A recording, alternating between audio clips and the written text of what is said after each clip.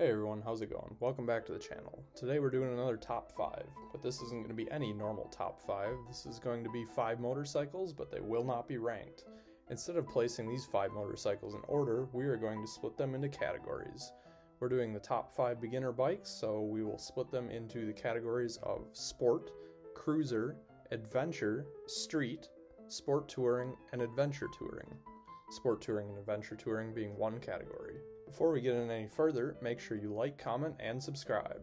One thing to note about the bikes on today's list is the fact that we will only be considering new motorcycles. One of the worst things to encounter as a new rider would be technical or mechanical issues. So in order to minimize these problems, I am only considering new bikes, so you won't have to worry about any previous problems that old owners of the motorcycle might have given you.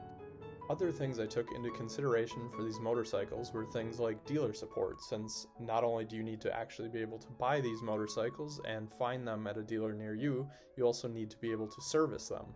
But I also wanted to choose motorcycles that were easy to work on, since while you might need to take a motorcycle to a dealer to do the bigger tasks, hopefully these will enable you to build your skills and do the simpler jobs like oil changes or maybe valve adjustments or change your tires, which will then lead to your growth in skills once you grow to a more older and developed motorcycle. The other thing I wanted to consider with these motorcycles is hopefully that you can grow into them so that they won't become boring rather quickly, or that once you actually do develop your skills, maybe you could even keep these bikes and go back on them and refine your beginner skills as you advance in your motorcycle skills journey. And with that, let's get into our first category, street motorcycles. Probably one of the most popular series of motorcycles in the street division is Yamaha's previous FZ series, which is now renamed to the MT series, which has been accompanied by a redesign and its seemingly cultish following. So for our pick for the street beginner motorcycle, we are giving it to the Yamaha MT-03. This bike comes in at 41 horsepower at 10,600 RPM, so it's a little bit of a screamer, but it is also light and reliable. This bike weighs in at 373 pounds and has a seat height of 31 inches, not to mention the reasonable $5,000 MSRP, making this an affordable and practical motorcycle. Not to mention the redesign for this motorcycle, which makes it look sleeker than ever, and the series that follows this bike, such as the MT-07, MT-09, and MT-10, which allow you to upgrade the bike as you grow with your motorcycle. This is a great motorcycle because it is one of those motorcycles that just works. Everything is reliable and it's easy to drive, so that's why it wins our street position. Up next, we will be doing the cruiser division.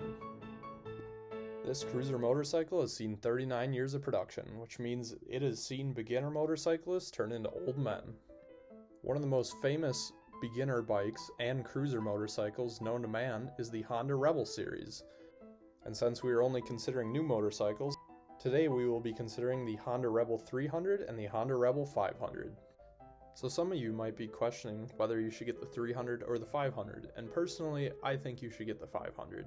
But if you're really inexperienced with motorcycles or scared of the whole experience, or maybe you just want to get better gas mileage or have a cheaper experience, the 300 is also an acceptable option, but the 500 will allow you to have this motorcycle more long term and be able to grow into it more and want to keep it for longer, as it will be a little bit more exciting as time goes on. That being said, the Rebel 300 has an MSRP of $4,800 without ABS or $5,100 with ABS, making that $300 for ABS. And especially since we're talking about beginner motorcycles today, I would definitely consider that ABS as a worthwhile option. This bike makes 25 horsepower at 7,600 RPM and has a seat height of 27 inches. The Rebel 500, on the other hand, is $6,500 for the non-ABS model and $6,800 for the ABS model, again a $300 difference. For $1,800 more, you're getting almost twice the horsepower at 46 horsepower at 8,500 RPM compared to the 25 horsepower the 300 made, also with a seat height of 27 inches. That making the Rebel 500 look like a much better option, considering you're getting almost twice the horsepower for only roughly a 20% increase in the MSRP. Overall, again, this is another famous and reliable motorcycle that has been on the market forever, and it has been tried and tested by many and proven to be extremely reliable. These bikes also weigh in at 364 pounds and 414 pounds respectively, thus making both of these bikes relatively similar in weight. While the Rebel 500 might be roughly 55 pounds heavier, that will help the bike feel more planted and solid on the road. And with that, let's get into our sport/adventure touring section. A rather surprising option on this list is the BMW G310 GS. This bike is the adventure touring side of things, since sport touring requires a little bit of a faster motorcycle and, in my opinion, would need a little bit more of an intermediate skill level to actually be able to drive anything considered sport touring. So we're going on the baby brother of the adventure touring king itself, the 310 GS. This bike makes 31 horsepower at 9,400 RPM and has an MSRP of 6,500. So while that might be more than the other Japanese options on this list, you are getting that build quality and brand recognition that BMW gives you. The seat height for this motorcycle comes in at 33 inches and it weighs in at 374 pounds wet. This is an awesome option for anybody looking to do a little bit further distance or a little bit of mix of on-road and off-road touring, since this motorcycle is so capable of so many things and also creates a great lineage of motorcycles for you to be able to upgrade to, such as the F800 GS and eventually the R1300, R1200, 1250 GS, any of the older GS siblings. Overall, making this a great option for just about anything or any budget. And with that, let's get on to the sport division. One of the most famous sport bike insignias of all time, the Ninja. So in this division, we are giving the Ninja 500 the podium. This bike comes in at 44 horsepower at 9,000 RPM and has an MSRP of $5,300.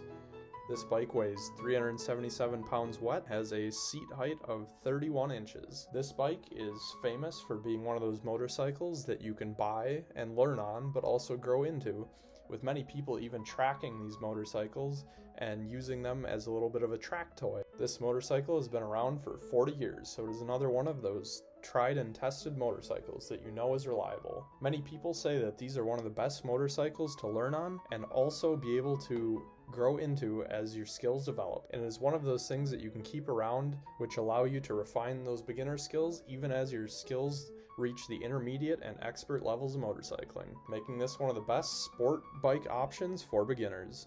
And with that, let's get into our final category of dual sport motorcycles. We kind of saved the best for last in this case, since while I technically didn't rank any of these bikes, I would probably buy this motorcycle personally if I was to buy one beginner motorcycle. And that motorcycle is the CRF 300L Rally. This motorcycle comes in at $6,200 for the non-ABS model and $6,500 for the ABS model. While many people might not want ABS on an adventure or off-road motorcycle, this motorcycle allows you to easily switch off the ABS for when you're going from the on-road to the off-road. This bike also makes 27 horsepower at 8,500 RPM and has a seat height of 35 inches. And while that might seem rather tall, the suspension on this motorcycle is extremely plush, and as soon as you put any weight on it, it squishes down to be much more accessible to beginners. Besides that, this bike comes in at 335 pounds, so it makes it rather light. Another great thing about this motorcycle is the reliability and touring capabilities. There have been people that have taken this motorcycle from the southern tip of South America all the way to Prudhoe Bay, Alaska, crossing entire continents without problems.